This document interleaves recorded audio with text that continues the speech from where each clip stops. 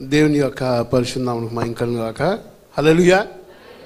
కూడి వచ్చిన మీ అందరికీ ప్రభువైన యేసుక్రీస్తు నామములో నా హృదయపూర్వక వందనాలు తెలియజేస్తున్నాను. మరొకసారి మీ మధ్య నిలబడి దేవుని యొక్క అమూల్యమైన మాటలు ధ్యానం చేయడానికి దేవుడు నాకు ఇచ్చినటువంటి ధన్యతను బట్టి ప్రభువుని ఎంతగానో స్తుతిస్తూ నాకు ఈ అవకాశాన్ని ఇచ్చిన జయకుమార్ అయ్య గారికి, తోటి కాపర్లకు, కార్యవర్గం సభ్యులందరికీ కూడా వందనాలు తెలియజేస్తున్నాను. అందరం కూడా మరి త్వరగా సమయం చాలా ఆలస్యమైంది. ఈరోజు పరిశుద్ధ గ్రంథం తీసుకుని కొద్ది నిమిషాలు దేవుని మాటలు ధ్యానం చేద్దాం. యోబు గ్రంథము 4వ అధ్యాయం.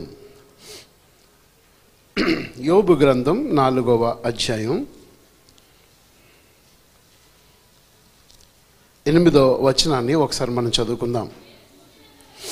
నేను చూచినంత వరకు అక్రమమును దున్ని కీడును విత్తువారు దానిని కోయుదురు. మరలా చదువుతున్నాను. నేను చూచినంత వరకు అక్రమమును దున్ని కీడును విత్తువారు దానిని కోయుదురు. తలలు ఉంచుకుందాం, చిన్న ప్రార్థన చేసుకుందాం. అత్యంత కృపలకు కారణభూతులకు మా యేసయ్య, నీ పరిశుద్ధ నామమునకు వందనాలు స్తోత్రాలు చెల్లించుకొనుచున్నాం.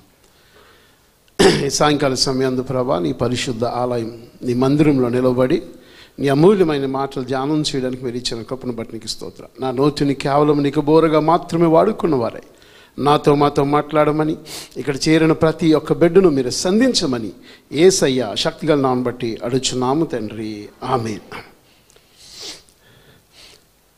గ్రేట్ బ్రిటన్ దేశంలో స్కాట్లాండ్కు చెందినటువంటి ఒక యవనస్తుడు, అతని పేరు ఎరిక్ లిడిల్.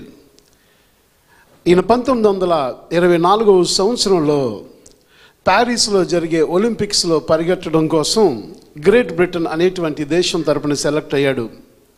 వారి తల్లిదండ్రులు మిషనరీగా పనిచేసేవారు. స్కాట్లాండ్ దేశంలో పుట్టి ఆ యొక్క 100 మీటర్ల పరుగు పందెంలో అనేకమైనటువంటి విజయాలు సాధించాడు. మనందరం లండన్ అని పిలుచుకుంటాం, గ్రేట్ బ్రిటన్ లేదంటే యునైటెడ్ కింగ్డమ్. ఈ యొక్క ప్రపంచాన్ని శాసించినటువంటి దేశం, ప్రపంచంలోని అన్ని దేశాల మీద విజయం సాధించిన గ్రేట్ బ్రిటన్ తరపున 1924వ సంవత్సరం ఒలింపిక్స్ పరుగు పందెంలో ఆ దేశం కోసం 100 మీటర్లు పరిగెట్టడానికి ఆ దేశం అతను పంపించింది ప్యారిస్కి. అయితే అప్పటికే అగ్రరాజ్యమైనటువంటి అమెరికా అనేకమైనటువంటి బంగారు పతకాలు సాధిస్తూ ఒలింపిక్స్లో చాలా విజయ పదంలో ముందుకెళ్తుంటే గ్రేట్ బ్రిటన్ సభ్యులందరూ అనుకున్నారు, ఈ సంవత్సరం ఖచ్చితంగా మనకి 100 మీటర్ల పరుగు పందెంలో ఎరిక్ లిడిల్ ఒక బంగారు పతకాన్ని తెచ్చి తీరుతాడని ఆశపడ్డారు. అందరూ ఊహించారు, ఎందుకంటే ఎవరు సమీపించలేనంత వేగంగా పరిగెడుతున్నాడు. 100 మీటర్లో అతనే ముందుంటున్నాడు. ప్రతి దాంట్లో కూడా రికార్డ్స్ చాలా బాగున్నాయి. ఖచ్చితంగా మనకు బంగారు పతకం వస్తుందని ఎదురు చూస్తున్నారు. ఆ రోజు రానే వచ్చింది. 1924వ సంవత్సరం జూలై 6వ తారీఖున ప్యారిస్లో జరుగుతున్న ఒలింపిక్స్లో గ్రేట్ బ్రిటన్కి 100 మీటర్ల పరుగులో బంగారం పతకం వస్తుందని దేశ ప్రజలందరూ ఎదురు చూస్తుంటే మర్నాడు ఉదయకాలంలో పేపర్లో వచ్చిన వార్త ఏంటో తెలుసా? ఈ యొక్క ఎరిక్ లిడిల్ అనేటువంటి వ్యక్తి పరుగు పందెంలో పాల్గొనలేదు అని రాశాడు.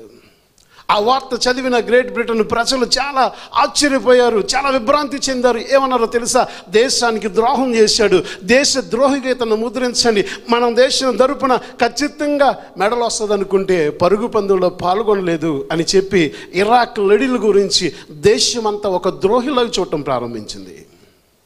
మర్నాడు అప్పుడులాగా టీవీ ఛానల్స్ లేవు, ఇంత యూట్యూబ్ మీడియా లేవు. అప్పుడు పేపర్ మాత్రం ఉండేది. పాత్రికేయులు వెళ్ళి ఎరిక్ లిడిల్ని అడిగారు, అయ్యా మీరు దేశం అంతా కూడా మీకోసం ఎదురు చూస్తుంది, మీరు బంగారు పతకం వస్తుందని ఆశించారు, మరి మీరు ఎందుకు ఇలాంటి పని చేశారు అని అడిగితే అతను ఇచ్చినటువంటి సమాధానం యావత్ ప్రపంచాన్ని ఆశ్చర్యపరిచింది. ఎరిక్ లిడిల్ ఆ మీడియాతో మాట్లాడుతూ అన్నాడు, నా జీవితంలో ఎన్నడూ నా పరుగుని ఆదివారం నాడు నేను చేయలేదు. అది ఒలింపిక్సే కాదు, ఏదైనా సరే అది ఆదివారం వచ్చింది, నేను పరుగెత్తను అన్నాడు. అతను కోచ్ మాట్లాడుతూ, అవును ఎరిక్ లిడిల్ని అనేక సంవత్సరాలుగా మేము చూస్తున్నాం, ఆదివారం పూట దేవుని సన్నిధికి తప్ప అతను మరి ఏ పని చేయడని కోచ్ కూడా చెప్పాడు. మర్నాడు పేపర్లో అదే రాశారు. ఆ వార్త చదివిన అనేక మంది క్రైస్తవేత్తలు కూడా ఆశ్చర్యపడ్డాడు. దేవుని సన్నిధి అంటే ఇతనికి ఎంత ప్రేమ, దేవుని సన్నిధి అంటే ఎంత గౌరవం, దేశం కంటే దేశ ప్రతిష్ఠ కంటే దేవునికి ఎక్కువ స్థానం ఇచ్చాడని అనేక రీతులుగా మాట్లాడుకున్నారు. వెళ్ళిన తర్వాత ఎందులో పార్టిసిపేట్ చేయాలని కోచ్ అన్నాడు ఇరాక్ లెడిల్తో, ఇదిగో 400 మీటర్ల రేస్ ఉంది, నువ్వు పరిగెడతావా అని అడిగాడు. 400 మీటర్లు నేను ఎప్పుడు పరిగెట్టలేదు, నాకు చాలా కష్టం అన్నాడు. సరే ప్రయత్నం చేయని ప్రయత్నం చేస్తే క్వాలిఫైర్లో అందరికంటే లాస్ట్ వచ్చాడు. ఏం చేయాలో తెలీదు, అయినా సరే అతని పేరు ఇచ్చారు, క్వాలిఫై అయ్యాడు. 400 మీటర్ల రేస్ కోసం సిద్ధపడ్డాడు. ట్రాక్ దగ్గర నుంచోడానికి సిద్ధపడ్డారు. చీటీలు వేశారు. చీటీల్లో ఇరాక్ లెడిల్కి 6వ ట్రాక్ వచ్చింది. చాలా కర్వ ఎక్కువ ఉంటుంది, పరిగెట్టడం చాలా కష్టం. అసలు ఆశలు వదిలేసుకున్నారు అందరూ. ఒక పెద్ద ఆయన అలా నడుచుకుంటూ ట్రాక్ దగ్గరకు వచ్చి ఒక చీటీని ఇరాక్ లెడిల్ చేతిలో పెట్టాడు. అతను ఆ చీటీని ఇలా తీసుకుని జేబులో పెట్టుకుని ప్రార్థన చేసుకుని తన పరుగు పందాన్ని ప్రారంభించాడు. గన్ను పేలింది, ఇరాక్ లెడిల్ పరిగెట్టడం ప్రారంభించాడు. విచిత్రం ఏంటంటే ప్రపంచాన్ని మరొక్కసారి ఇరాక్ లెడిల్ ఆశ్చర్యపరుస్తూ 400 మీటర్ రేసులో గోల్డ్ మెడల్ సంపాదించాడు. ఆ మెడల్ తీసుకుంటున్నప్పుడు తన జేబులో చేయి పెట్టి ఆ లెటర్లో ఏముందని చదువుతుంటే ఆ లెటర్లో ఒక పెద్ద ఆయన ఏం రాశాడో తెలుసా? సమూయేలు గ్రంథంలో ఉన్న కొటేషన్ రాశాడు, నన్ను గణపరిచి వారిని నేను గణపరుస్తాను. నన్ను గణపరిచే వారిని నేను గణపరుస్తాను. కన్నీరు కారుస్తూ ఆ మెడల్ తీసుకున్నాడు. అనేక మంది మీడియా వాళ్ళు వచ్చేసారు, నువ్వు గోల్డ్ మెడల్ కొట్టావు, నీ దేశానికి వచ్చింది, నీకు మంచి బంగారు భవిష్యత్తు ఉంది, ఏంటి నీ ప్రయాణం యొక్క గమ్యం అంటే ఆయన మాట్లాడుతూ అన్నాడు, నేను ఇక్కడితో నా పరుగు నాపుతున్నాను, ఇక్కడి నుంచి నేను నా దేవుని కోసం పరిగెడుతున్నానని చెప్పి చైనాకి మిషనరీగా వెళ్ళిపోయాడు యవ్వన వయసులో. తన 21 ప్రాయంలో చైనాకి మిషనరీగా వెళ్ళాడు. 43వ ఏట ఆయన తన ప్రాణాన్ని విడిచిపెట్టాడు. అతని జీవితాన్ని ఆధారంగా చేసుకుని the great film the chariots of fire అనేటువంటి ఒక మూవీని తీశారు. అది ఆ రోజుల్లోనే ఆస్కార్ అవార్డు వచ్చినటువంటి movie the chariots of fire అనేటువంటి ఇరాక్ లెడిల్ జీవితాన్ని ఆధారంగా తీసుకున్నారు.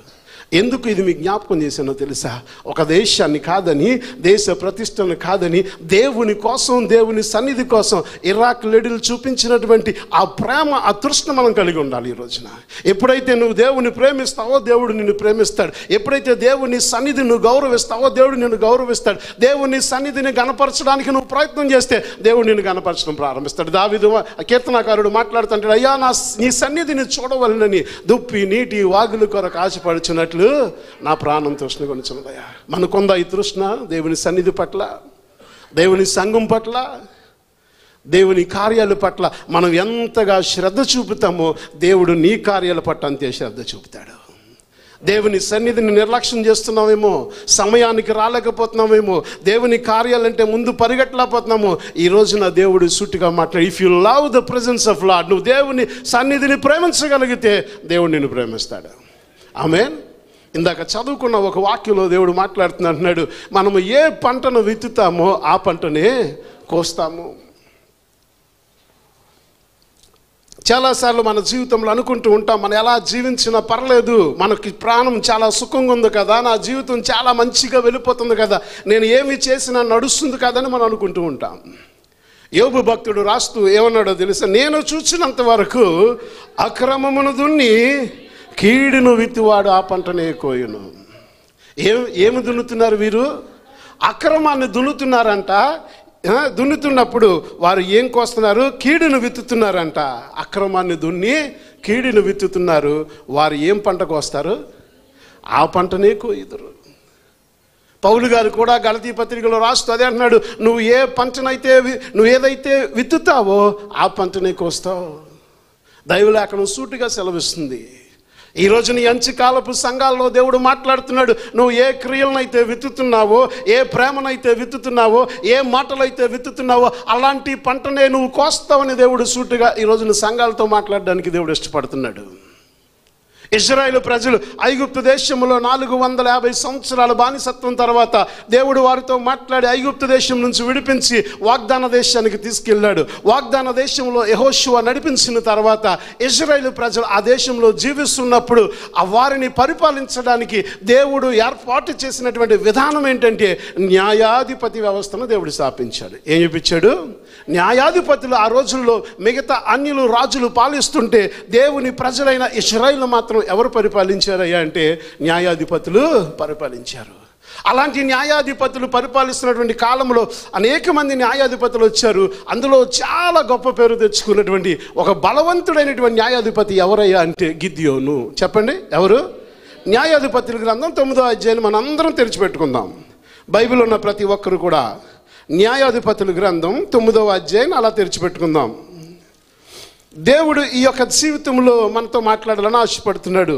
ఏది విత్తుతామో ఆ పంటనే కోయుదము అనేటువంటి మాట ఈ యొక్క న్యాయాధిపతుల యొక్క జీవితంలో మనం చూస్తున్నాం. ఈ యొక్క గిద్యోనుకు ఎంతమంది పిల్లలు అంటే 70 మంది పిల్లలు. చెప్పండి ఎంతమంది?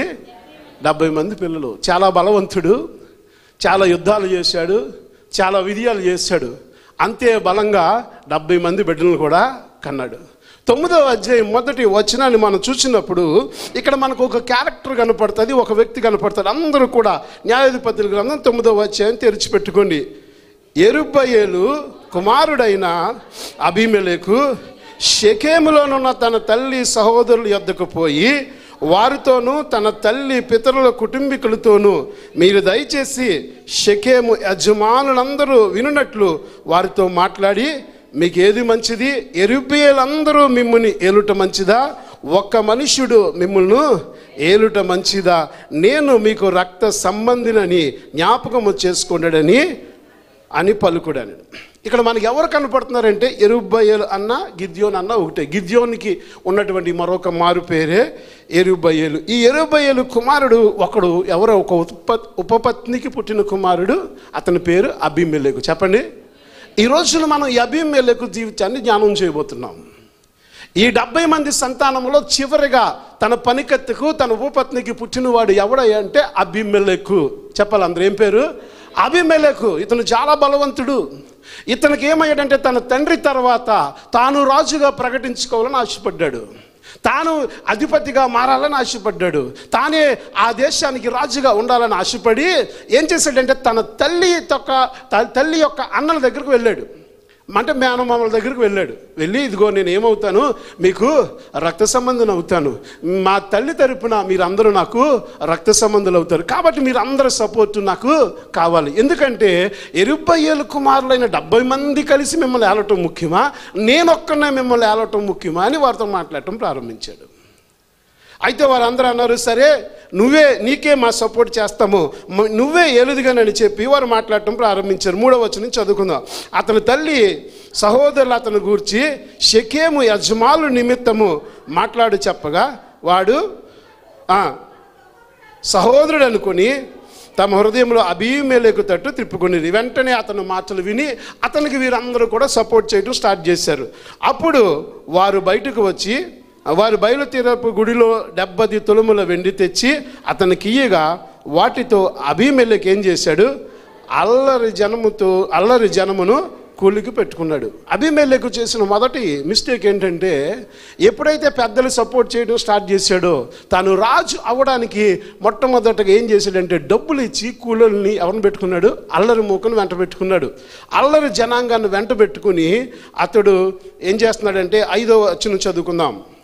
తరువాత అతడు ఒఫ్రాలోనున్న తన తండ్రి ఇంటికి పోయి యెరుబ్బయలు కుమారులు తన సహోదరులైన ఆ 70 మంది మనుషులను ఒక్క రాతి మీద చంపెను. ఉన్నటువంటి తన అన్నల దగ్గరికి వెళ్ళిపోయాడు. ఆ 70 మంది అన్నదమ్ములు ఉన్నారు చూసారా, యెరుబ్బయలకు పుట్టిన కుమారుల దగ్గరికి వెళ్ళిపోయి వీరి సహాయంతో ఏం చేశాడంటే ఈ 70 మంది అన్నతమ్ములను ఒకే రాతి మీద చంపేశాడంట. బైబిల్ గ్రంథంలో దాగి ఉన్నటువంటి చాలా విషాదకరమైనటువంటి స్టోరీలో ఇదొక స్టోరీ. చాలామంది దీన్ని చదువుతాం కానీ మనం చెప్పడానికి ఇష్టపడం. సొంత అన్నతమ్ములను రక్త సంబంధులను తన రక్త సంబంధులైనటువంటి సొంత అన్నతమ్ములను ఒక్కడు 70 మందిని చంపేశాడు. తన స్వార్థం కోసం, తాను రాజుగా ప్రకటించుకోవడం కోసం ఏం చేశాడు? 70 మందిని ఒకే రాతి మీద చంపేశాడు. చాలా విషాదకరమైనటువంటి ఆరంభం ఈ కథలో మనకు కనపడుతుంది. అబీమెలెకు అనేటువంటి ఒక పని కత్తికు పుట్టినవాడు, తన ఉపపత్నికి పుట్టినవాడు ఈ యొక్క గిద్యోను యొక్క 70 మంది కుమారులను పిలిచి ఒక రాయి మీద పెట్టి అందరినీ ఒకే రోజు చంపేశాడు. అంతమంది రక్తాన్ని కళ్ళ చూశాడు. అరే నాకు రక్తం పంచుకుని పుట్టినటువంటి అన్నతమ్ములే నా తండ్రికే పుట్టినవారే అనేటువంటి జాలి, కనికరం, దయ ఏమీ లేకుండా, దేవుని భయం లేకుండా, ఏమీ లేకుండా తన స్వార్థం కోసం తాను మాత్రమే ఏలడం కోసం 70 మందిని ఒకసారి చంపేశాడు. బైబిల్ గ్రంథంలో చాలా విషాదమైనటువంటి చరిత్రలో ఇదొక చరిత్ర. ఇది కథ అని అనకూడదు, ఎందుకంటే ఇది యథార్థంగా జరిగింది కనుక.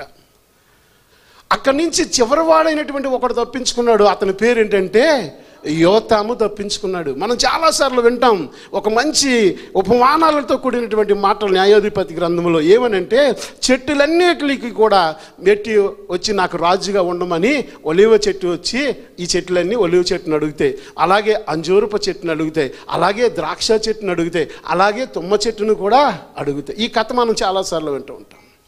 ఈ మాటలు ఎవరు పలికారయ్యా అని మనం చూస్తే, ఈ తప్పించుకొని వచ్చినటువంటి యోతాము ఈ 70 మందిని అన్నతమ్ముల్ని చంపేసిన తర్వాత అతను ఒక్కడే మిగిలాడు కదా. అతను తప్పించుకుని కొండెక్కిపోయి ఆ యొక్క షెకెము ప్రజలతో మాట్లాడుతున్నారు. ఒరే ప్రజలారా, ఈ అబీమెలెకును మీరు నమ్ముకున్నారు, వీడు ఎలాంటి వాడో తెలుసా? వీడు ముళ్ళ చెట్టు లాంటి వాడు.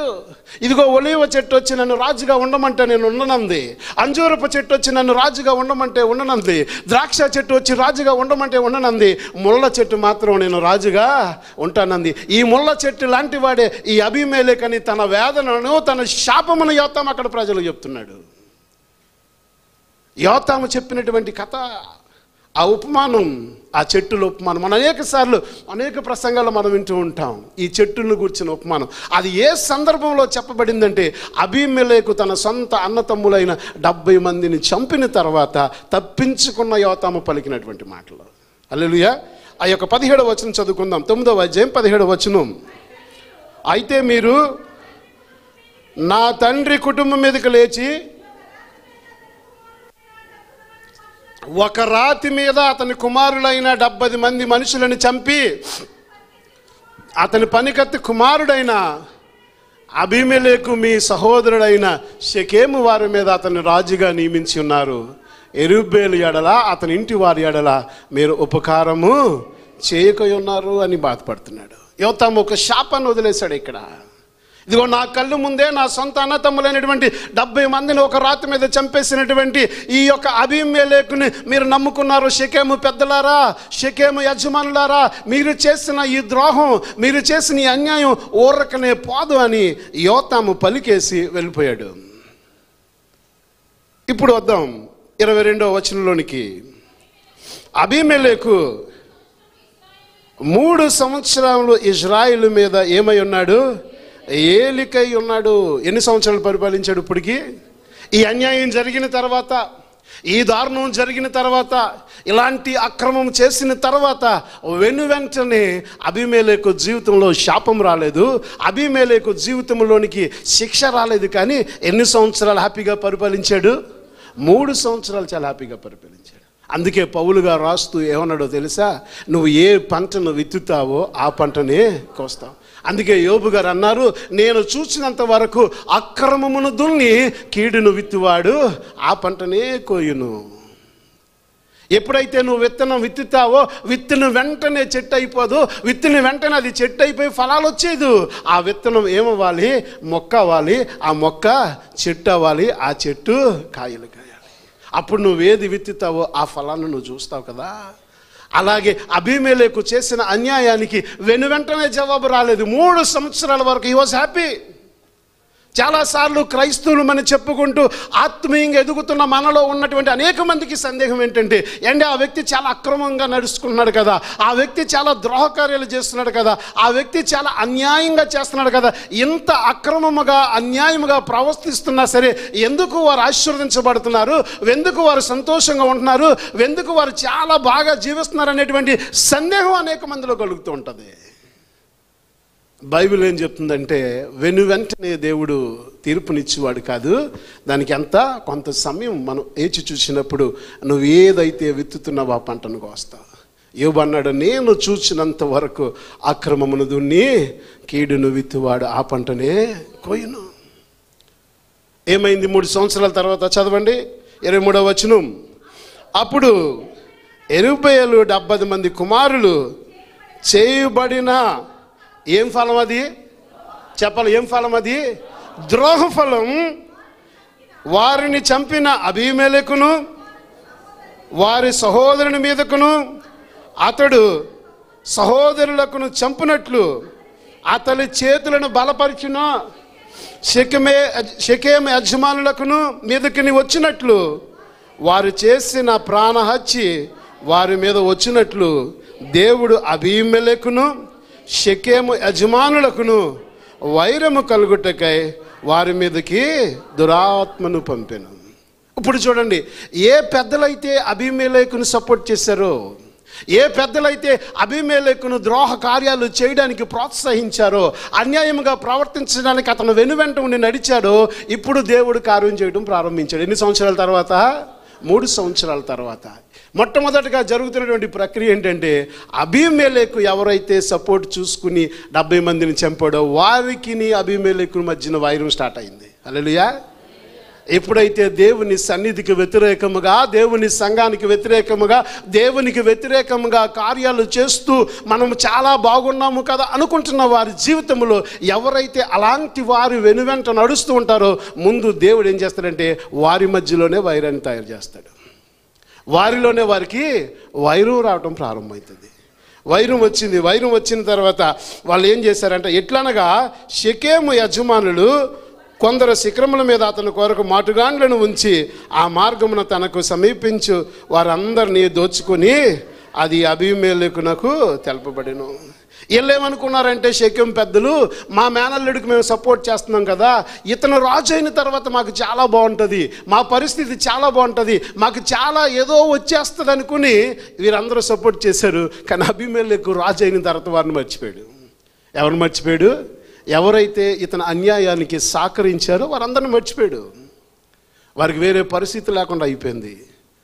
ఈ రోజున మన జీవితంలో కూడా చాలా మందిని మన కళ్ళు ఎదుర్కొకుండా ఇలాంటి వారిని మనం చూస్తూ ఉంటాం. అయితే దేవుడు మాట్లాడుతూ ఏమన్నాడో తెలిసి ఇక్కడ అమూల్యమైన మాట ఏంటంటే, అబీమెలెకు షెకెము యజమానులకు వైరము కలుగుటకై వారి మీదకు దేవుడు ఏమి రప్పించాడు? దురాత్మను పంపెను. ఇది మీరు బాగా అండర్లైన్ చేసుకోవాలి. దేవుని యొక్క బైబిల్ గ్రంథములో దేవుని యొద్ద నుంచి దురాత్మ వచ్చిన సంఘటనలు 3 కనబడతాయి మనకి. ఒకటి, సౌలు మీదకి దేవుని యొద్ద నుండి దురాత్మ వచ్చింది. 2, ఇక్కడ అబీమెలెకు చేసిన ద్రోహ కార్యాన్ని బట్టి దేవుని యొద్ద నుండి దురాత్మ వచ్చింది. 3వదిగా ఆహాబు గురించి దేవుడు ఒక దురాత్మను పంపుతాడు. ఎప్పుడైతే దేవునికి వ్యతిరేకకరమైనటువంటి జీవితాన్ని మానవుడు జీవించడం ప్రయత్నం చేస్తాడో, దేవుని యొక్క వ్యతిరేకమైనటువంటి సంఘాలకి కార్యాలు చేస్తూ దేవుని చిత్తానికి విరోధముగా మనుషులు నడుచుకుంటూ ఉంటారో, వారి జీవితంలో దేవుడు ఏం చేశాడయ్యా అంటే దురాత్మను పంపించిన సందర్భం మనం చూస్తాం. సమూయేలు గ్రంథం 19వ అధ్యాయం 9వ వచనం. మొదటి సమూయేలు గ్రంథం 19వ అధ్యాయం 9వ వచనం. ఒక్క లైన్ చదువుకుందాం. యెహోవా యొద్ద నుండి చాలమ్మా, యెహోవా యొద్ద నుండి దురాత్మ ఎవరి మీదకి వచ్చింది? ఇక్కడ సౌలు మీదకి వచ్చింది. సౌలు మీదకి ఎందుకు వచ్చింది అంటే, సౌలును అభిషేకించిన వాడు కూడా దేవుడే, సౌలును రాజుగా నియమించిన వాడు కూడా దేవుడే, సౌలును దేవుడు యొక్క ప్రజలను పరిపాలించడానికి మొదట రాజుగా ఏర్పాటు చేసిన వాడు దేవుడే. కానీ అదే దేవుడు దురాత్మను సౌలు మీదకి పంపిస్తున్నాడు. కారణం, సౌలు దేవుని చిత్తంలోంచి బయటకు వెళ్ళిపోయాడు. సౌలు దేవుని చిత్తానికి విరోధంగా పనిచేయడం ప్రారంభించాడు. తన దేవుని కార్యాలు తన స్వచిత్తంతో ఎప్పుడైతే సౌలు చేయడం ప్రారంభించాడో, సౌలు మీద ఉన్న అభిషేకం తీసేయడానికి, సౌలుకు ఇవ్వబడినటువంటి ఆ రాజరికాన్ని తొలగించడానికి దేవుడు ఏం చేశాడంటే, యెహోవా సన్నిధి నుండి దురాత్మ సౌలు మీదకి రాగా. హల్లెలూయా. ఎప్పుడైతే మనం దేవుని యొక్క కార్యాలకు, దేవుని యొక్క సన్నిధికి వ్యతిరేకమైన కార్యాలు మనం చేస్తూ ఉంటామో, దేవుని యొక్క సన్నిధిలో వ్యతిరేకమైన కార్యాలు చేస్తూ జీవించడానికి ప్రయత్నం చేస్తామో, దేవుడే ఒక దురాత్మను సౌలు మీదకి పంపించడం ప్రారంభించాడు. ఈ దురాత్మ రాగానే ఆ యొక్క సౌలు ఏం చేయడం ప్రారంభించాడంట? ఈట చేత పట్టుకుని ఎవరిని తరుముతున్నాడు? దావీదుని తరవడం ప్రారంభించాడు. అక్కడ ఉన్న ప్రజలను అడుగుతున్నాడు, అయ్యా సౌలు మీదకి మాటికి దురాత్మ వచ్చేస్తుంది, మాటికి దురాత్మ వచ్చి పడిపోతుంది, ఇప్పుడు ఏం చేయాలయ్యా అని అడిగినప్పుడు అక్కడ అంటున్నారు, ఈ దురాత్మను వెళ్ళగొట్టాలంటే ఒక యవ్వనస్తుడైనటువంటి భక్తుడు ఉన్నాడు, అతని పేరు దావీదు, అతను కానీ సితారా చేత పట్టుకుని వాయిస్తే సౌలుకున్నటువంటి దురాత్మ వెళ్ళిపోతుంది. అప్పుడే అడవిలో గొర్రెలు కాచుకుంటున్నటువంటి దావీదుని ఎక్కడి వరకు తీసుకొచ్చారంటే, సౌలు ఎదుట అంతఃపురానికి తీసుకొచ్చి సౌలు ముందు కూర్చోబెట్టి, ఇదిగో నువ్వేం చేస్తావు? ఈ దురాత్మను వెళ్ళగొట్టు అన్నాడు. దావీదును హెచ్చించడానికి దేవుడు సౌలు మీదకి దురాత్మను రప్పించాడు. హల్లెలూయా. ఎప్పుడైతే దేవుడు నిన్ను లేవనెత్తాలని అనుకుంటాడో, దేవుని యొక్క అభిషేకం నిన్ను బలంగా వాడుకోవాలని, ఎక్కడో ఉన్నటువంటి నిన్ను తీసుకొచ్చి దేవుని సన్నిధిలో నిలబెట్టి వాడుకోవాలనుకుంటే, దేవుడు కనుక నిన్ను వాడుకోవాలని నిర్ణయించుకుంటే, నీకు వ్యతిరేకముగా ఉన్నవారు కానీ, నీకు అవమానంగా ఉన్నవారు కానీ, నిన్ను ఏదైనా చేయాలని అన్యాయంగా ఆలోచించుకున్న వారి మీదకి దేవుడు దురాత్మను రప్పించి నిన్ను హెచ్చించువాడుగా ఉంటాడని సౌలు దావీదు విషయంలో మనకు కనపడుతుంది. ఎందుకు వచ్చింది సౌలు మీదకి దురాత్మ? దావీదు హెచ్చించబడ్డాడు. హల్లెలూయా. దావీదు ఆశీర్వదించబడ్డాడు. సదాకాలము దావీదు సింహాసనం స్థిరపరచబడింది. సౌలు పోగొట్టుకున్నాడు. ఎప్పుడైతే దేవుని చిత్తం నుంచి మనుషులు వైదొలగిపోతారో, దేవుని యొక్క ప్రణాళిక నుంచి మానవుడు వెళ్ళిపోతాడు. దేవుడు చెయ్యమన్న కార్యాలు దేవుని చిత్తంగా కాకుండా స్వచిత్తాన్ని నెరవేర్చే వారి మీదకి దేవుడు దురాత్మను పంపించాడు. ఒకటి సౌలు. రెండవది ఎవరు? ఆహాబు గురించి చూద్దాం ఒకసారి. మొదటి రాజుల గ్రంథం 22వ అధ్యాయం ఒకసారి తెరుచుకుందాం. ఇది చాలా ఇంట్రెస్టింగ్గా ఉంటుంది. మొదటి రాజుల గ్రంథం 22వ అధ్యాయం. ఇక్కడ మనకి ఎవరు కనపడతారంటే, ఆహాబు అనేటువంటి ఒక రాజు కనపడతారు. ఎవరు? ఆహాబు రాజు కనపడతాడు. ఈ ఆహాబు రాజు ఏం చేశాడంటే, యెజబేలు అనేటువంటి ఒక స్త్రీని పెళ్లి చేసుకున్నాడు. ఎవరిని చేసుకున్నాడు? యెజబేలు అని ఒక స్త్రీని పెళ్లి చేసుకున్నాడు. ఈ యెజబేలు ఎవరయ్యా అంటే, బయలు దేవతలను ఆరాధించేటువంటి అన్యురాలైనటువంటి యెజబేలును పెళ్లి చేసుకుని ఇశ్రాయేలు ప్రజలను విగ్రహారాధనలోనికి, ఇశ్రాయేలు ప్రజలను పాపంలోనికి నడిపించిన వాడు ఆహాబు. ఇప్పుడు ఈ ఆహాబు ఏం చేస్తాడంటే, ఒక రోజున బలహీనుడైనటువంటి నిస్సహాయుడైనటువంటి ఒక నాబోతు అనేటువంటి ఒక వ్యక్తి దగ్గర ద్రాక్ష తోట కోసం అతను ఏం చేస్తాడు? అన్యాయంగా చంపించేస్తాడు. అప్పుడు ప్రవక్త అయినటువంటి ఏలియా వచ్చి ఎవరిని శపిస్తాడు? ఆహాబును శపిస్తాడు. ఇదిగో నువ్వు చచ్చిపోతావు. యెజబేలును కూడా శపిస్తాడు. ఆహాబును కూడా నువ్వు ఇలాంటి మరణాన్ని పొందుతావని ఏలియా చెప్పి వెళ్ళిపోతాడు. ఇప్పుడు ఒక రోజున ఆహాబు ఏం చేశాడంటే, నేను ఎలాగన్నా సరే చనిపోకూడదు, నేను బ్రతకాలని చెప్పి మరొక రాజు సాయం తీసుకుంటాడు. ఎవరు? యెహోషువపాతు అనేటువంటి మరొక రాజు సహాయాన్ని తీసుకుని సిరియన్ల మీదకి యుద్ధం వెళ్ళడానికి ప్రణాళిక వేసుకుంటుంటే యెహోషువపాతు అంటాడు, నువ్వు ఒక పని చెయ్యి, నువ్వు మారు వేషం వేసుకుని నీ వేషంలో కాకుండా మరొక వేషంలో నువ్వు యుద్ధానికి వెళ్ళు, నీ ప్రాణాలను కాపాడుకుంటావు అనేటువంటి సలహాను పొందుకుంటాడు. యెహోషువపాతు వచ్చాడు, ఆహాబు వచ్చాడు, సైనికులు ప్రవక్తలు అందరూ అక్కడ చేరారు. రేపు తెల్లారు లెగిస్తే యుద్ధానికి వెళ్ళాలి, ఏంటి మీ సలహా అని అడిగినప్పుడు అక్కడ ఉన్నటువంటి 450 మంది ప్రవక్తలు అంటున్నారు, ఎల్లండి రాజా, మీరు యుద్ధంలో ఏం పొందుకుంటారు? విజయాన్ని పొందుకుంటారు. అప్పుడు యెహోషువపాతు అన్నాడు, వీళ్ళు కాదు నాకు కావాల్సింది, యెహోవా పేరట చెప్పగలిగినటువంటి ఒక ప్రవక్తను తీసుకురండి అన్నాడు. అప్పుడు ఒకడు ఉన్నాడు, అతను ఎప్పుడు నాకు విరోధంగానే మాట్లాడతాడు, నువ్వు తీసుకురమ్మంటే నేను తీసుకురమ్మన్నాడు. అతని పేరు ఏంటి? మికాయా. 18వ వచనం నుంచి చదువుకుందాం. మికాయా ఇట్లా నేను 19వ వచనం 22:19.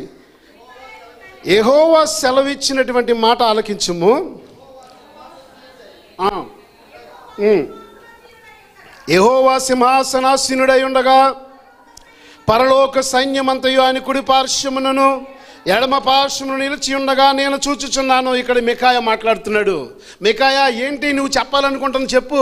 ఇలాంటి ఆహాబు మరి వెళ్ళి యుద్ధంలో నెగ్గుతాడంటే నెగ్గడు, ఓడిపోతాడయ్యా, చచ్చిపోతాడని చెప్తుంటే వాళ్ళ కోపం వస్తుంది. నువ్వు ఎలా చెప్తావు? 400 మంది ప్రవక్తలేమో ఆహాబుకు విజయం వస్తుందని చెప్తుంటే 400 ప్రవక్తలు ఏకకంఠంతో ముక్త కంఠంతో ఒకే మాట చెప్తున్నారు, ఆహాబుకు విజయం అని. నువ్వెలా చెప్తావయ్యా మరణం వస్తుంది అంటే మికాయా చెప్తున్నాడు. ఇదిగో ఏమంటున్నాడు మికాయా, ఇట్లని యెహోవా సెలవిచ్చినది మాట ఆలకించుము. యెహోవా ఎక్కడున్నాడు? సింహాసనం మీద. ఇక్కడ పరలోకంలో జరుగుతున్నటువంటి ఒక సంఘటనను మికాయా ఎక్స్ప్లెయిన్ చేస్తున్నాడు.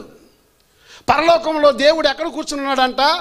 సింహాసనం మీద కూర్చుని ఉండగా పరలోక సైన్యమంతయు ఆయన కుడి పార్శ్వమునను ఆయన ఎడవ పార్శ్వమును నిలిచినట్టు నేను చూచుతున్నాను. హల్లెలూయా. దేవుడు సింహాసనం మీద కూర్చున్నాడు, పరలోకములో ఉన్న సైన్యం అంతా వచ్చేసింది. అక్కడికి వచ్చేసి ఎడం పక్కన ఒక సైన్యము, కుడి పక్కన ఒక సైన్యము, యెహోవా సింహాసనం పక్కన పరలోకంలో జరుగుతున్న సన్నివేశాన్ని మికాయా ఎక్స్ప్లెయిన్ చేస్తున్నాడు. ఎవరి కోసం అంట అది? ఆహాబు రామోత్గిలాదు మీద పోయి అక్కడ ఓడిపోవునట్లుగా ఎవడు అతను ప్రేరేపించినని యెహోవా సెలవిగా ఇక్కడ దేవుడి అజెండా డిక్లేర్ చేస్తున్నాడు మీటింగ్లో. మనం కూడా కమిటీ మీటింగ్ పెట్టుకుంటాం. జయకుమార్ అయ్య గారు, లింగ్స్టన్ గారు మధ్యలో కూర్చుంటే ఎడం పక్కన కొంతమంది, కుడి పక్కన కొంతమంది కూర్చున్న తర్వాత ఎజెండా చెప్తారు. ఏంటి ఈరోజు మీటింగ్లో మన ఎజెండా ఏంటి, ఎందుకు మనం కలుసుకున్నాం అని ఎలాగైతే అడుగుతామో, పరలోకంలో దేవుడు సింహాసనం మీద కూర్చున్నాడు, సైన్యం అంతా అతని చుట్టూ ఉంది. ఎడం పక్కన సైన్యం ఉంది, కుడి పక్కన సైన్యం ఉంది. దేవుడు మాట్లాడుతున్నాడు, ఇదిగో ఆహాబు రామోత్గిలాదు మీద పోయి ఓడిపోవున్నట్లుగా ఎవడు చేస్తాడు. That is the single point agenda. దేవుడే పరలోకంలో డిసైడ్ చేస్తున్నాడు ఆహాబు పతనాన్ని. ఆహాబు ఓటమని పరలోకంలోనే లెక్కిస్తున్నాడు దేవుడు. ఇదిగో దేవుని చిత్తానుసారముగా ఉండవలసినటువంటి రాజు దేవునికి వ్యతిరేకంగా జీవించినప్పుడు, తన స్వశిస్తంతో అనేకమైన కార్యాలు చేస్తున్నప్పుడు ఈ ఆహాబుని ఓడిపోనట్లుగా ఎవరు చేయగలరని పరలోకములో సింహాసనం మీద కూర్చుని దేవుడే అడుగుతున్నాడు. ఎవరిని అడుగుతున్నాడు? తన సైన్యాన్ని అడుగుతున్నాడు. మీ సలహాలు నాకు కావాలి, మీ సూచనలు నాకు కావాలి, మీరు చెప్పండి ఎవరు వెళ్ళి ఆహాబును ఓడిపోయినట్లుగా చేస్తారు అని అడుగుతున్నాడంట దేవుడు కూర్చుని. ఎంత విచిత్రంగా ఉంది సంభాషణ. మనం అనుకుంటూ ఉంటాం, ఎందుకు దేవుని కార్యాలు మనకు అర్థం కావు కొన్నిసార్లు. ఒక ఆహాబు లాంటి ఒక వ్యక్తి దేవునికి వ్యతిరేకంగా కార్యాలు జీవిస్తున్నప్పుడు, నిస్సహాయుడైనటువంటి నాబోతుని అక్రమంగా చంపినప్పుడు, ఆహాబు యెహోషువపాతు లాంటి రాజును తోడు తెచ్చుకున్నా సరే పరలోకంలో దేవుడు డిసైడ్ చేస్తున్నాడు అతని యొక్క జీవితాన్ని. ఏమంటున్నాడు? వాడు ఓడిపోయినట్లుగా ఎవరు చేస్తారయ్యా అని అడిగాడు. అడగని చదవండి అయ్యా. ఒకడు ఈ విధముగాను మరొకడు ఆ విధముగాను యోచన చెప్పుచుండ్రి. కుడి పక్కన ఉన్నవారు కొన్ని విషయాలు చెప్తున్నారు, ఎడం పక్కన ఉన్నవారు కొన్ని సలహాలు చెప్తున్నారు. ఇదిగో ఇలాగ చెయ్యి, అలాగే చేయని. ఎవరికి చెప్తున్నారు? దేవుడికే చెప్తున్నారు. హల్లెలూయా. దేవుడికి తెలీదా? దేవుని యొక్క లక్ష్యం ఏంటంటే ఆహాబు ఓడిపోవాలి. He decided. ఆయన నిర్ణయించుకున్నాడు ఆహాబు ఓడిపోవాలంతే. ఒక్కసారి దేవుడు మన పతన వ్యవస్థను లెక్కించిన తర్వాత ఎవడు దాన్ని మార్చలేడు. సౌలు దేవుని చిత్తానికి వ్యతిరేకంగా పోయిన తర్వాత ఎక్కడో అగాధములో ఉన్న సమూయేలు ఆత్మను పైకి తీసుకొచ్చాడు. భూమిలోంచి చనిపోయిన సమూయేలు ఆత్మను బయట తీసుకొచ్చాడు సౌలు. ఇదిగో నేను రేపు యుద్ధానికి వెళ్తున్నాను, నాకు ఏదన్నా అవకాశం ఉందా అన్నాడు. చనిపోయి ప్రేతాల లోకంలో ఆ భూలోకంలో ఉన్నటువంటి సమూయేలు ఆత్మ పైకి వచ్చేమో తెలుసా? రేపు యుద్ధంలో నువ్వు చచ్చిపోతావు. దేవుడు లిఖించిన దాన్ని ఎవడు తప్పించలేడు. ఇక్కడ ఆహాబు కూడా ఒకరు ఈ విధముగాను, చదవండి, మరొకరు ఆ విధముగాను చెప్పుచుండిరి. అంతలో ఇక్కడ చూడండి, అంతలో ఒక ఆత్మ ఆయన ఎదుటకు వచ్చి యెహోవా సన్నిధిలో నిలబడి నేను అతన్ని ప్రేరేపించేదును అనగా. ఒక ఆత్మ వచ్చిందంట సడన్గా. ఈ ఎడం పక్కన ఉన్న వాళ్ళు మాట్లాడుతున్నారు, ఈ కుడి పక్కన ఉన్న వాళ్ళు మాట్లాడుతుంటే దేవుని సన్నిధిలో యెహోవా ఎదుట ఒక ఆత్మ వచ్చి నిలబడింది. నేను అతన్ని ప్రేరేపిస్తాను. I'm going to do this project. ఇది నేను కంప్లీట్ చేస్తాను, నాకు ఒక అవకాశం ఇవ్వండి యెహోవా దేవా, ఈ ఆహాబు సంగతి నేను చూసుకుంటాను, ఈ ప్రాజెక్ట్ నాకు అప్పచెప్పండి అని ఒక ఆత్మ వచ్చి యెహోవా ఎదుట నిలబడింది. దేవుడు భలే అడుగుతున్నాడు. ఇక్కడ విచిత్రంగా ఉంటుంది ఆ సంభాషణ. చదవండి. ఏ ప్రకారముగా నీవు అతనిని ప్రేరేపించదువని అడిగాను. అందుకు అతడు నేను బయలుదేరి అతని ప్రవక్తల నోట అబద్ధం ఆడు ఆత్మగా ఉందునని చెప్పగా ఆయన నీవు అతన్ని ప్రేరేపించి జయము నొందుదువు. హల్లెలూయా. ఏంటి నీ ప్లాన్ ఏంటి చెప్పు? నువ్వు వచ్చావు, ఆహాబు సంగతి నేను చూసుకుంటాను అంటున్నావు, ఏం చేస్తావు నువ్వు వెళ్ళి అని యెహోవా ఎవరిని అడుగుతున్నాడు? ఆత్మను అడుగుతున్నాడు. ఆత్మ అంటుంది నేను వెళ్తాను, నేను వెళ్ళి ఏం చేస్తానో తెలుసా? నా లక్ష్యము, నా టార్గెట్ ఏంటంటే అక్కడ 450 ప్రవక్తలు ఉన్నారు, వారి నోట నేను ఏముంచబోతున్నాను? అబద్ధమాడు ఆత్మను ఉంచబోతున్నాను. అబద్ధమాడు ఆత్మను ఉంచబోతున్నాను అని చెప్తే దేవుడు అంటున్నాడు నువ్వు పోయి ఏమని అందుకుండ్రా? జయమును అందుకుండ్రా. All the best, good luck to you. వెళ్ళి నువ్వేం చేస్తావు? జయము పొందుకుండ్రా అని ఆ దురాత్మను, ఆ అబద్ధం ఆడే ఆత్మను పంపించాడు. ఆ ఆత్మ వచ్చి 450 మంది ప్రవక్తల నోట అబద్ధమాడే ఆత్మను ఉంచింది. ఆహాబు యుద్ధములో పతనానికి కారకుడయ్యాడు. హల్లెలూయా. బాగా గుర్తుపెట్టుకోండి, ఎప్పుడైతే మన అక్రమం విస్తరిస్తుందో, మన దుర్నీతి నన్ను ఎవడో ఆపలేడు, నేను ఏం చేసినా నడిచిపోతుంది, నన్ను ఆపేవాడు ఎవడో లేడని గర్వంతో విర్రవీగిపోతున్నావేమో, ఒక రోజున దేవుడు పరలోకంలో నీ కోసం కానీ ఒక శాసనం రాయిస్తే భూమి మీద ఎవడు దాన్ని తప్పించలేడు. సౌలు అనుకున్నాడు, నేను మొదటి రాజుని, ఎవడు ఈ ప్రవక్త, అతను వచ్చి బలి అర్పించడం నేను అర్పిస్తాను, అమాలేకులు చంపమంటే నేను చంపను, అన్ని దేవునికి వ్యతిరేకమైనటువంటి అహంకారపు నిర్ణయాలు తీసుకున్నాడు. ఒక రోజున దేవుని యొద్ద నుంచి దురాత్మను పొందుకుని తన పతన వ్యవస్థకి వెళ్ళిపోయాడు. యెజెబెలు అండ చూసుకుని, అనేక మంది ప్రవక్తలు అండ చూసుకుని అహాబు ఇష్టానుసారముగా చేశాడు. విగ్రహారాధనను, చిల్లంగితనమును అతిగా ప్రేరేపించి ప్రజలను పాపం వైపు నడిపిస్తూ అయిపోయి నిస్సహాయుడైనటువంటి నాబోతును నిర్లక్ష్యంగా చంపినప్పుడు ఏమైంది అహాబు జీవితం? ఊరికని అన్నాడా యోబు? ఏమంటున్నాడు చెప్పండి? నేను చూసినంత వరకు అక్రమమును దున్ని కీడును విత్తువాడు ఆ పంటనే కోస్తాడు. ఎవరన్నా సరే ఈ భూమి మీద, ఇదిగో ఈరోజు నేను బాగానే ఉన్నాను కదా, నేను విత్తుతున్నాను కదా నువ్వు అనుకుంటున్నా,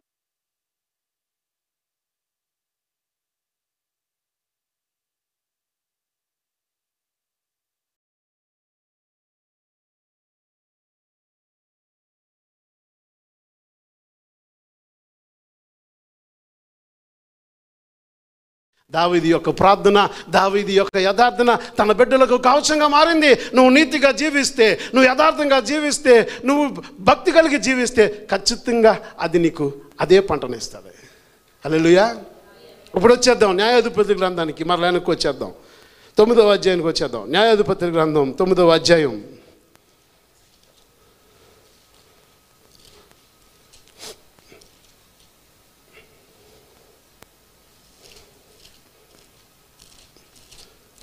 ఇప్పుడు ఏమైంది? దేవుడు ఏం పంపించాడు ఎవరి మీదకి? అబీమెలెకు మీదకి ఏం పంపించాడు? దురాత్మను పంపించాడంట. పంపించిన తర్వాత ఎవరైతే అబీమెలెకు సపోర్ట్ చేశారో వారికి వీరికి మధ్యన ఏం వచ్చేసింది? ఇప్పుడు వైరం వచ్చేసింది.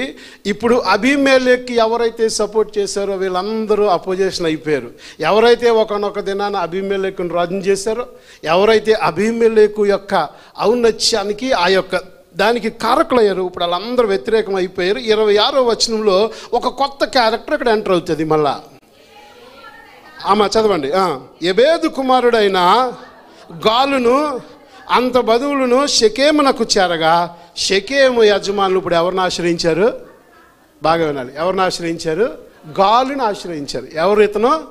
గాలు అనేటువంటి ఒక క్యారెక్టర్ వచ్చింది కొత్తగా. ఎప్పుడైతే అబీమెలెకు షెకెముకు మధ్యన గొడవలు వచ్చినాయో, ఈ గాలిగాళ్ళు అంటే గాలుగాళ్ళు ఎంటర్ అయిపోతారు. ఎవరెళ్ళు? గాలిగాళ్ళు అంటే గాలుగాళ్ళు అనమాట వీళ్ళు. ఎప్పుడైతే ఈ అబీమెలెక్కి ఈ షెకెం పెద్దలకి గ్యాప్ వచ్చిందో, ఈ గాలిగాళ్ళు ఎక్కువైపోతారు సంఘాల్లో. వెంటనే వచ్చేస్తే మనకు ఫోన్లు, ఏంటి నేను నువ్వు పాట పాడుతుంటే ఇలా అన్నారంట కదా ఆయన పాస్టర్ గారు, పొద్దున వచ్చేస్తే మనకు కాల్స్. అమ్మో, అది ఎంత ప్రేమ నటిచ్చిస్తారంటే ఆ ఫోన్లో మనం నిజమే ఎత్తుందే నిజమైన ప్రేమ అనుకుంటాం. ఇలాంటి గాలుగాలు చాలామంది తయారవుతారు. అలాంటి వాడు ఈడు. ఎప్పుడైతే అబీమెలెకు షెకెం పెద్దల గ్యాప్ వచ్చిందో గాలుగాడు వచ్చేసినప్పుడు ఈ షెకెం పెద్దలందరూ వెళ్ళిపోయి ఎవరిని ఆశ్రయించారు? గాలుగాని ఆశ్రయించేశారు. ఆశ్రయించి ఆయన ఏం చేస్తున్నారు? అబ్బా నువ్వు మాకు దేవుళ్ళకి వచ్చావు, ఈ అబీమెలెకు నమ్ముకుని ఇతను మేము రాజుని చేసాము, ఇటు మాకు రూపాయి ఇవ్వట్లేదు, మాకు పదవులు ఇవ్వట్లేదు, మేము ఏం చేస్తున్నాం? మాటృగంట పెట్టుకుని ఆడిని ఇన్ని కొల్లగొట్టుకుని బతకాల్సి వస్తుంది, నువ్వు కనుక నేసెత్తే మనం అందరం కలిసి దీన్ని చూసుకుందాం అన్నారు. వెంటనే ఏం చేశారంట వాడిని? చదవమ్మ 27వ వచనం. వారు పొలంలోనికి పోయి ద్రాక్ష పండ్లను ఏరుకొని వాటిని తొక్కి కృతజ్ఞార్పణలు చెల్లించి మళ్ళా తమ దేవతల మందిరంలోనికి పోయి అన్నపానములు పుచ్చుకొనుచు అబీమెలెకును దూషింపగా, వెంటనే గాలిగాని ఎక్కడ తీసుకెళ్ళిపోయారు? పొలంలోకి తీసుకెళ్ళిపోయారు. Dinner parties. మనకి ఏదన్నా చిన్నది ఫ్రెండ్స్ మధ్యలో వైరం వచ్చిందంటే ఈయన నాటి డిన్నర్కి పిలిచేస్తాడు వెంటనే. ఎప్పుడైతే సునీల్ నగేష్కి ఇచ్చిన గ్యాప్ వచ్చిందో, నగేష్ నువ్వు రా మా ఇంటికి భోజనానికి ఈరోజు. Dinner parties. స్నేహితుల మధ్యన, కుటుంబాల మధ్యన వైరం వస్తుంటే డిన్నర్ పార్టీలు వచ్చేస్తే ఆ డిన్నర్ బాగా తినేసిన తర్వాత వీళ్ళు ఏం చేశారంట? అబీమెలెకును అన్నపానములు పుచ్చుకుని అబీమెలెకును దూషింపగా, ఏమని దూషిస్తున్నాడు తెలిసాడు? ఎబేదు కుమారుడైన గాలుగాడు అంటున్నాడు ఇట్లా, నేను అబీమెలెకే పట్టివాడు, షెకెమే పట్టివాడు. ఈ యొక్క విందు అయిపోయిన తర్వాత, బాగా బిర్యానీలు తినేసిన తర్వాత, పెళ్లి రోజులు, పుట్టినరోజులు ఇవన్నీ అయిపోతాయి, బాగా తినేసిన తర్వాత లాస్ట్లో ఎవరిని దూషిస్తున్నారు? అబీమెలెకును ఏమని దూషిస్తున్నాడు వీడు? అబీమెలెకు ఏ పట్టివాడు. ఆడంతండాడు, సునీల్గాడు అంతాడు, బచ్చగాడు. ఆడు సీనియర్ కాకపోతే అని పెద్ద ఇదా? ఇష్టం వచ్చినట్టు దూషిస్తారు. అంటే ఎగ్జాంపుల్ చెప్తున్నాను. తిన్న తర్వాత ఏం చేస్తున్నారు వీళ్ళు? దూషించడం మొదలుపెట్టారు. అరే నువ్వు చేసుకుంటుంది పుట్టినరోజు, నువ్వు చేసుకుంటుంది పెళ్లి రోజు, చక్కగా మాట్లాడుకుని కడుక్కుని, అయ్యా అమ్మ బిర్యానీ బాగుంది, చికెన్ బాగుంది, ఫాహం బాగుంది అని రావాలి కదా. మళ్ళీ అక్కడ వేరే వారు టాపిక్లు ఎందుకు వస్తున్నాయి? ఆడేంతటాడు అని తేల్చేస్తాను అంటున్నారంట. ఇలాంటి సంఘటనలు నేను చెప్పట్లా, బైబిల్లో ఉన్నాయి. ఓకే అని ఏమంటున్నాడు? నేను ఆడి సంగతే తేల్చేస్తాను. ఎవడు? ఈ కొత్తగా క్యారెక్టర్ వచ్చింది కదా, ఈ గాలిగాడు అంటున్నాడు, రేపు రమ్మని అభిమేలకుని ఆడి సంగతి నేను తేల్చేస్తానని పెద్ద వార స్కెచ్ చేశాడు. స్కెచ్ చేసిందంటే త్వరగా వెళ్ళిపోతాను. మరి సమయం లేదు కదా, చెప్పడానికి చాలా టైం అయిపోయింది. 39వ వచనానికి వెళ్ళిపోతాం డైరెక్ట్గా. గాలు షెకెము యజమానుల ముందర బయలుదేరి అబీమెలెకుతో ఏం చేశాడు? యుద్ధం చేశాడు. అప్పుడు ఏమైంది? అబీమెలెకును అతని తరుముగా అతని ఎదుట నిలవలేక ఏమైపోయాడు? పారిపోయాడు. ఈ గాలిగాలు చాలామంది వస్తారు మధ్యలోని, ఇలాంటి దూరతారనమాట మన మధ్యన. యుద్ధం చేసేస్తున్న అబీమెలెకుని చంపేస్తున్న, ఆడేంత అబీమెలెకు ఏ పట్టివాడు, వాడు ఏ పట్టివాడు అన్నాడు. ఎప్పుడు భోజనం చేసిన తర్వాత పొద్దున్న లేచినాడుగా అబీమెలెకు ముందు ఏం చేస్తున్నాడు? పరుగు దౌడు తరిమి కొట్టాడు అబీమెలెకు. ఎవరిని? గాలిని. మాటలు చూస్తే చాలా ఛాలెంజ్లు చేస్తారు. ఏమైపోయాడు? పరుగున పారిపోయాడు. గాలిగాడు వెళ్ళిపోయి గాలిలో కలిసిపోయాడు. ఇప్పుడు షెకెము పెద్దల పరిస్థితి వారికి అర్థం కావట్లా. అయ్యో ఈయన్ని సపోర్ట్ చేశామే, ఈయన రాజుని చేశామే, మనకి ఈడేమి చేయలేదు కాదు కదా, గాలిగాడు నమ్ముకుంటే ఆడు గాలిలోకి పోయాడు, ఇప్పుడు మా పరిస్థితి ఏంటని చెప్పి అందరూ కలిసి వెళ్ళిపోయి ఏం చేశారంటే ఒక కోటలోని గోపురం మందు వరకు దాక్కుంటూ మొదలెట్టారు. 66వ వచనం. షెకెము గోపుర యజమానులందరూ ఆ వార్త విని బెరేతు గుడి యొక్క కోటలోనికి చొరబడ్డారు. చదవమ్మా. షెకెము గోపుర యజమానులందరూ కూడి ఉన్న సంగతి అబీమెలెకు తెలియబడినప్పుడు అబీమెలెకు అతనితో ఉన్న జనులందరినీ ఎక్కి చేత పట్టుకుని చెట్ల నుండి పెద్ద కొమ్మను నరికి భుజముల మీద పెట్టుకుని, నేను దేన్ని చేయనో మీరు దాన్ని చేయను అని చెప్పాడు. ఇప్పుడు ఈ షెకెము పెద్దలందరూ వెళ్ళి ఏం చేశారు? ఒక గుళ్ళో దాక్కున్నారు. ఎక్కడ దాక్కున్నారు? గుళ్ళో దాక్కుని తలుపేసేసుకుని లోపలికి వెళ్ళిపోయారు. అబీమెలెకు వార్త తెలిసింది. అబీమెలెకు తన అరిచెలు పిలిచి అన్నాడు, ఒరే నేను ఏం చేస్తానో మీరు అందరూ కూడా ఆ పని చేయండి. ఒక్కొక్క కొమ్మ నరుక్కుని వచ్చి ఏం చేశాడు? ఆ గుడి దగ్గర పేర్చడం మొదలుపెట్టాడు. తన స్నేహితులందరూ వచ్చి ఆ గుడి దగ్గరే పేరుస్తున్నారు. పేర్చి మొత్తం బాగా పేర్చిన తర్వాత ఏం చేశాడంట? 49వ వచనం. అప్పుడు జనులందరూ ప్రతి వాడును ఒక్కొక్క కొమ్మును నరికి అబీమెలెకును వెంబడించి ఆ కోట దగ్గర వాటిని పెట్టి వాటి వలన ఆ కోటను అగ్ని చేత కాల్చిరి. అప్పుడు షెకెము గోపుర యజమానులు అనగా స్త్రీ పురుషులు ఇంచుమించు 1000 మంది చచ్చిరి. ఇక్కడికి ఒకళ్ళ చాప్టర్ అయిపోయింది. ఎవరు? ఏ షెకెము పెద్దలైతే అబీమెలెకు అండగా నిలబడి అన్యం పుణ్యం ఎరగలి 70 మందిని అన్యాయంగా చంపి అబీమెలెకును రాజుని చేశాడో ఆ అబీమెలెకు చేత్తోనే ఆ పెద్దలందరినీ సజీవంగా దహనం చేసేసాడు. హల్లెలూయా. షెకెము పెద్దల యొక్క చరిత్ర ఇక్కడితో ముగిపడింది. చాలా బాధాకరమైన విషయం. మనం అనుకుంటూ ఉంటాం మన జీవితంలో, అయ్యో నేను బాగానే ఉన్నాను కదా, నేను చేస్తుంది ప్రతిదీ నడుస్తుంది కదా నువ్వు అనుకుంటున్నావేమో. నువ్వు చేసింది ప్రతిదీ మన మీదకు వస్తుందని దయలేకుండా చెప్తుంది. యోబు అంటున్నాడు, నేను చూచినంత వరకు అక్రమమును దున్ని కీడును చేయువాడు ఆ పంటనే కోస్తాడు. ఇప్పుడు అబీమెలెకు ఏం చేశాడంటే, ఎప్పుడైతే తనకున్న శత్రుశాసం మొత్తం అయిపోయిందో, బాగా వినాలి, శత్రుశాసం మొత్తం అయిపోయింది. ఏ షెకెము పెద్దలైతే తనకు శత్రువులు ఉన్నారో వారందరూ గుళ్ళు కాలిపోయారు. ఇప్పుడు తన కింగ్డమ్ను విస్తరించాలని ఆశపడ్డాడు. తన రాజ్యాన్ని ఇంకా ఎక్స్పాండ్ చేయాలని ఆశపడి 50వ వచనంలో, తరువాత అబీమెలెకు తెబేసుకు పోయి తెబేసు వద్ద దాగి అతను పట్టుకొనెను. ఆ పట్టణమున ఒక బలమైన గోపురం ఉండగా స్త్రీ పురుషులను పట్టణపు యజమానులు అక్కడికి పోయి తలుపు వేసుకుని గోపుర శిఖరమునకు ఎక్కిరి. అబీమెలెకు ఆ గోపురం వద్దకు వచ్చి దాని మీద పడి యుద్ధము చేసి అగ్నిచేత దాన్ని కాల్చుట్టుకే గోపురం దగ్గరకు వచ్చాడు. ఇక్కడ ఏం జరుగుతుందంటే, ఇంకా ఊరికి వెళ్ళాడు, ఆ పట్టణాన్ని పట్టుకోవాలని ప్రయత్నం చేశాడు. ఆ పట్టణ ప్రజలు కూడా ఏం చేశారంటే అందరూ గోపురంలోకి వెళ్ళిపోయి దాక్కుంటే అబీమెలెకు యొక్క వార స్ట్రాటజీ ఏంటంటే, గోపురంలో దాక్కున్నామని బయట తగలెట్టేయటమే ఆడుకున్న స్ట్రాటజీ. ఆల్రెడీ ఒకసారి సక్సెస్ అయ్యాడు. రెండోసారి ఏం చేశాడంటే, అలాగే చెక్కలు తెచ్చి ఆ గోపురం దగ్గర వాళ్ళందరినీ కూడా కాల్చేయాలని తీసుకుని వచ్చినప్పటికంట 53వ వచనం ఒకసారి చదవండి. ఒక స్త్రీ అబీమెలెకు తల మీద తిరుగట్టి మీద రాతిని పడవేసినందున అతని కపాలము పగిలెను. అప్పుడు అతడు తన ఆయుధములు మోయు బంటును త్వరగా పిలిచి, ఒక స్త్రీ అతనిని చంపినని నన్ను గూర్చి ఎవ్వరును అనుకోకున్నట్లు నీ కత్తి దూసి నన్ను చంపమని చెప్పగా ఆ బంటు అతని పొడవుగా అతడు చచ్చెను. The end of Abimelech. ఎంత వీరాతి వీరుడు! 70 మందిని ఒక రాతి మీద చంపినవాడు, గాలు లాంటి వాడిని తరిమి తరిమి కొట్టినవాడు. చివరగా ఒక పట్టణాన్ని అటాక్ చేయడానికి వెళ్ళాడు. గోపురములు అందరూ దాక్కున్నారు. ఆ గోపురాన్ని అంటించేసి దాన్ని కూడా స్వాధీనం చేసుకుందాన్ని అబీమెలెకు దగ్గరికి వెళ్తే ఒక స్త్రీ ఏం చేసిందంట, గోపురం పైకి ఎక్కి కూర్చుందంట. ఆ స్త్రీ ఏం చేసింది, ఒక తిరగటి రాయిని కరెక్ట్గా పైనుంచి చూసి అబీమెలెకు నెత్తి మీద వేసేసింది.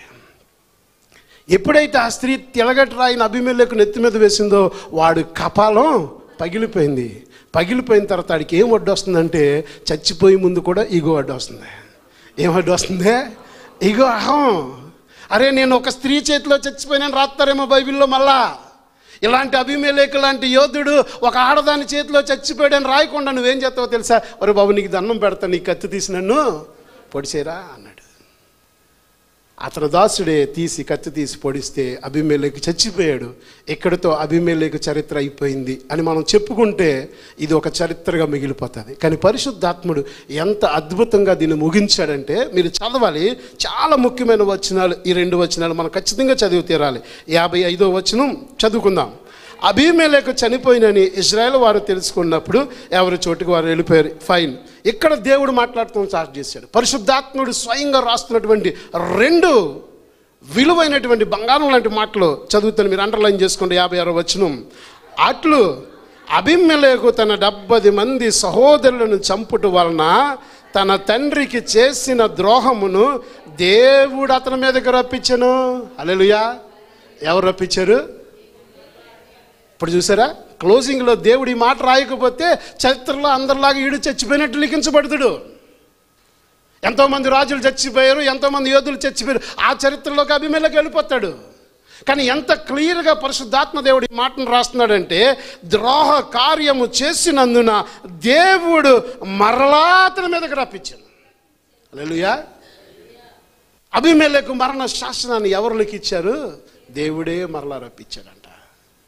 మనం అనుకుంటూ ఉంటాం కదా, దేవుడు చూసి చున్నట్టు పోతున్నాడు అనుకుని. దేవుడు ఎందుకు ఇన్వాల్వ్ అవుతాడని మనం అనుకుంటున్నామేమో. దేవుడు చాలా క్లియర్ కట్గా రాశాడు. అందుకే మీకు ముందు వచ్చిందని చెప్పాను. యోబు అంటున్నాడు, నేను చూచినంత వరకు అక్రమమును దున్ని కీడును విత్తువాడు ఆ పంటనే కోస్తాడమ్మా.